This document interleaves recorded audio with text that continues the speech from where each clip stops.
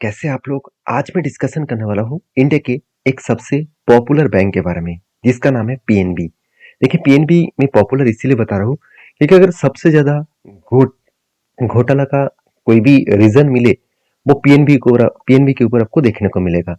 तो पीएनबी के ऊपर इतने सारे घोटाला होने के बाद भी आज पीएनबी जिस लेवल में खड़ा हुआ है, वो सचमुच में एक मतलब पॉजिटिव पॉइंट के हिसाब से देखने को मिला है। क्योंकि पीएनबी आज सबसे बेस्ट परफॉर्मेंस किया। आज तक की सबसे बेस्ट परफॉर्मेंस कंपनी ने किया। तो कहाँ पे बेस्ट परफॉर्मेंस किया और किस कारण की वजह से करेक्शन देखने को मिले? करेक्शन मतलब अगर मैं चार्ट आपके पास ओपन कर दूं तो आप देखेंगे कंटिन्यूसली एक सेलिंग मोमेंटम देखने को मिला। तो कहाँ से वो रिकवरी कर सकते हैं और रिकवरी करे तो कौन सा लेवल तक वो जा सकते हैं, सब कुछ इस वीडियो के अंदर मैं डिस्कशन करूंगा। तो वीडियो को पूरा लास्ट तक देखना और अभी तक अपने चैनल को सब्सक्राइब नहीं किया तो जरूर कर लेना। तो चलो शुरू करते हैं आज की वीडियो। तो उससे पहले रिक्वेस्ट करूंगा, चैनल को सब्सक्राइब जरूर करना। तो हमेशा मैं किसी भी कंपनी के ऊपर काम करने से पहले उसका फंडामेंटल और फाइनेंशियल जरूर देखता हूँ। तो सबसे पहले मैं आपको कंपनी का फाइनेंशियल डेटा दिखाऊंगा। देखिए, कंपनी के जो सबसे इंपॉर्टेंट पॉइंट होते हैं वो है कंपनी का ग्रोथ। तो क्या सचमुच ग्रोथ हो रहा है? अगर मैं कंपनी का वैल्यूएशन देखूं तो कंपनी का वैल्यूएशन एकदम सस्ता है, एकदम इंडस्ट्रीज पी रेशियो से भी कम है। तो आप कहेंगे सर 8.64 ये तो बहुत कम है, बहुत वीकनेस है। हाँ, अगर इसका सेक्टर अगर इंडस्ट्रीज का अगर पी रेशियो यहाँ पे 20-25 इस तरीके से होता और इसका पी रेशियो 8.64 होता तो मैं इस कंपनी को अवॉइड करता। क्योंकि इस कंपनी का वैल्यूएशन बहुत इतना ज्यादा सस्ता है कि कोई लेने के लिए तैयार ही नहीं है। तो यहाँ पे कुछ उल्टा है, कंपनी का इंडस्ट्रीज पी रेशियो जितना है उसी के आसपास है। साथ ही साथ आरओसी में जो ग्रोथ नहीं है, आरओई में ग्रोथ होता हुआ देखने को मिले। अभी जो आरओई का ग्रोथ है वो किस तरीके से बढ़ा वो देख लीजिए। पहले एक टाइम तो 0.68% के आसपास हुआ करता था। लास्ट 5 साल पीछे चले जाएंगे तो 0.68% के आसपास हुआ करता था। वो बढ़ते बढ़ते 2 से बड़े 4, 4 से बड़े 8। तो मतलब कंपनी के ऊपर एक शानदार मैसिव रिटर्न ऑफ इक्विटी देखने को मिला। और उसी तरीके से रिटर्न ऑफ एसेट जो एक टाइम 0.04 के आसपास था, वो बढ़ता हुआ देखने को मिले और अभी 0.55 के आसपास देखने को मिले। तो यहाँ पे भी एक पॉजिटिव डेटा है।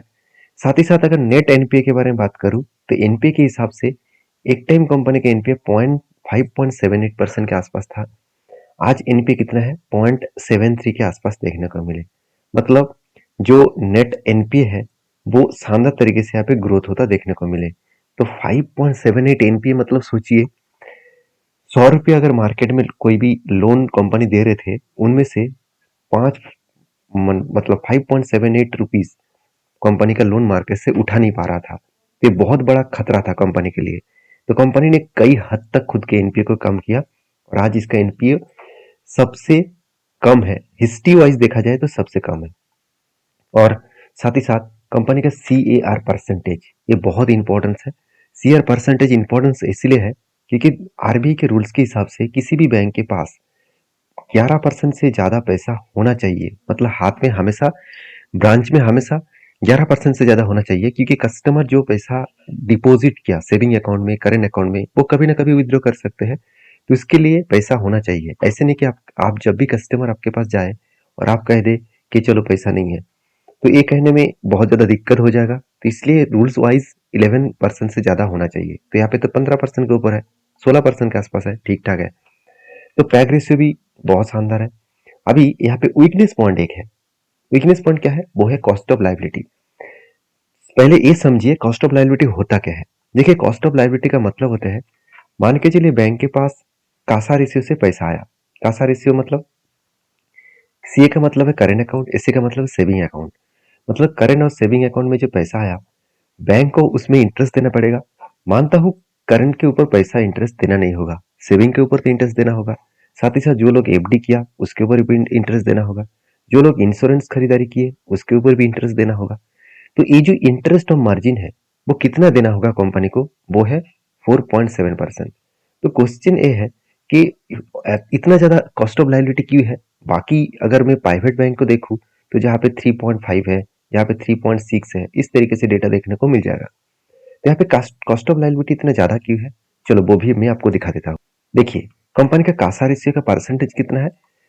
40.34। मतलब 40% पैसा वो बैंक के पास आ रहा है और वो भी सेविंग और करेंट अकाउंट से पैसा जमा हो रहा है। तो सोचिए, करेंट और सेविंग अकाउंट में पैसा अगर ज़्यादा ना आए तो उस टाइम में कंपनी के ऊपर दिक्कत आ जाता है। तो उसको बाहर से लोन लेना पड़ता है, बॉन्ड इशू करना पड़ता है, आरबीआई से लोन लेना पड़ता है। तो ये सब कारण की वजह से कंपनी का लायबिलिटी बढ़ जाते हैं, मतलब कंपनी का दूसरों को इंटरेस्ट देने का परसेंटेज बढ़ जाते हैं। तो इंटरेस्ट परसेंटेज ज़्यादा हो, आज मतलब करेंट अकाउंट तो कोई भी इंटरेस्ट देना नहीं पड़ता है, सेविंग अकाउंट में कितना इंटरेस्ट देना पड़ता है, 3 से 4%। तो 3 से 4% इंटरेस्ट मतलब बहुत कम। अगर वही पैसा बाहर से लोन ले, अगर उसको बोला जाए कि आपको 6% इंटरेस्ट देना पड़ेगा, तो सोचिए डबल पैसा से उसको इंटरेस्ट देना हो रहा है। तो यही एक कारण है जिसके कारण खुद के जो कैपिटल और मतलब लाइबिलिटी जो है वो बढ़ता हुआ देखने को मिले। तो ये एक वीकनेस पॉइंट है, फिर भी पहले जितना था उससे कम हुआ है, ये शानदार बात है।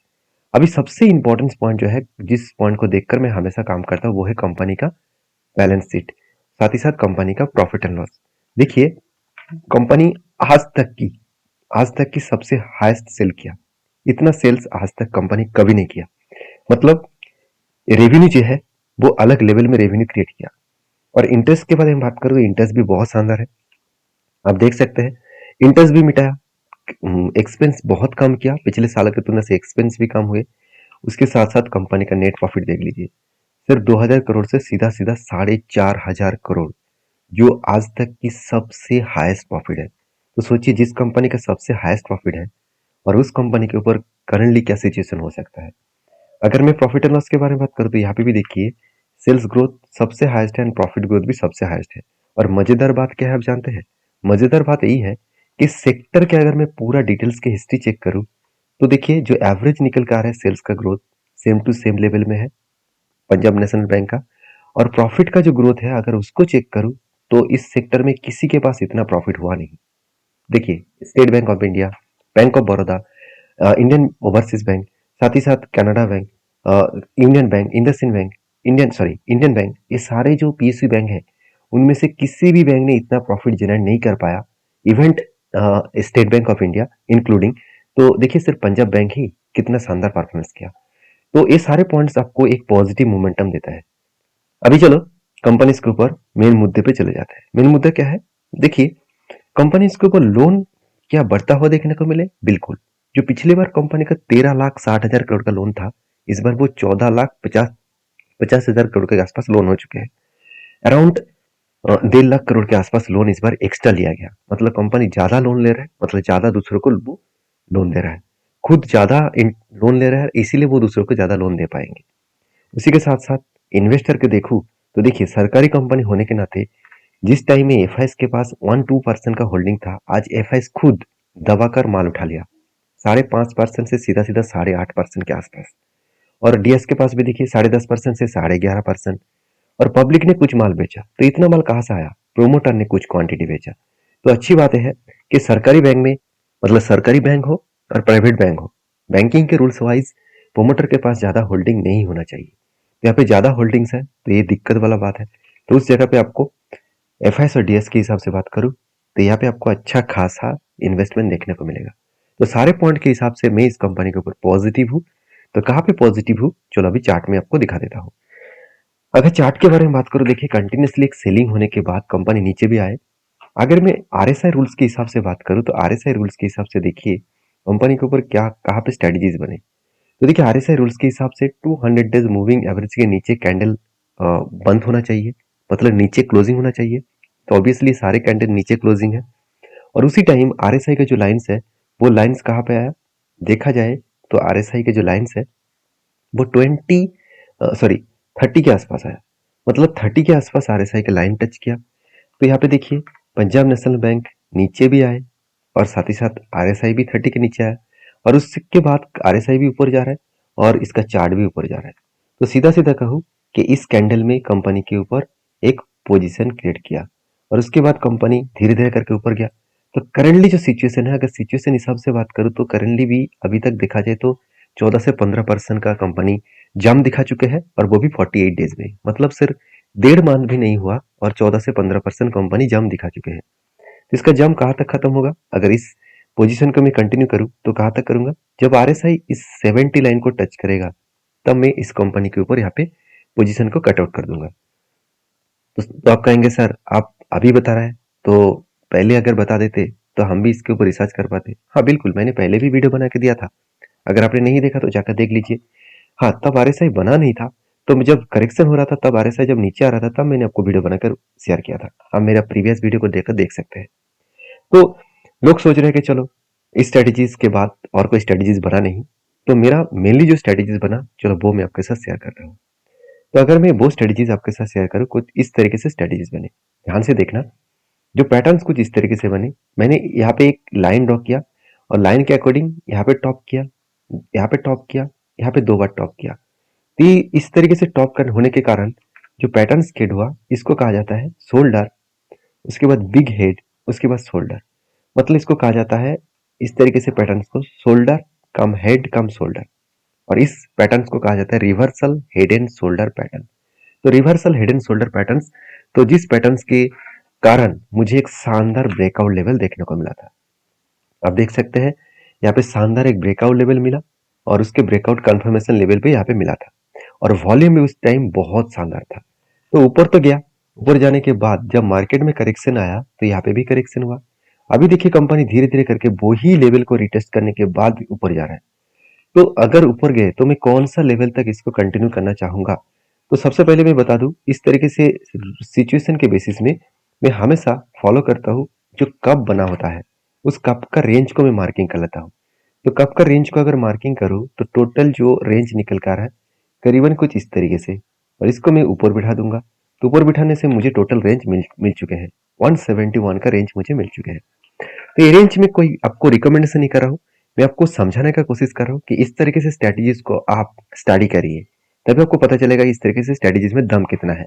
हाँ, एक चीज को ध्यान रखना, जब भी कुछ इस तरीके से पैटर्न्स क्रिएट होता है, अगर पैटर्न्स ब्रेकआउट होने के बाद ऊपर जाने के लिए वो तैयार हो रहा है, अगर वो जिस लेवल तक इसका पैटर्न का जो रेंज बना है उसके ऊपर अगर इसका कैंडल हाई हो, मतलब प्रीवियस स्विंग हाई हो, और एक स्ट्रांगली रेजिस्टेंस कम सप्लाई जोन हो, तो वहां तक जाने का वो जरूर कोशिश करेंगे। इसको कहा जाता है यू टर्न, मतलब इस तरीके से यू टर्न लेकर वो जाएगा। हाँ, इसे डायरेक्टली नहीं जाएगा, अप्स डाउन करके ही वो जा सकते हैं।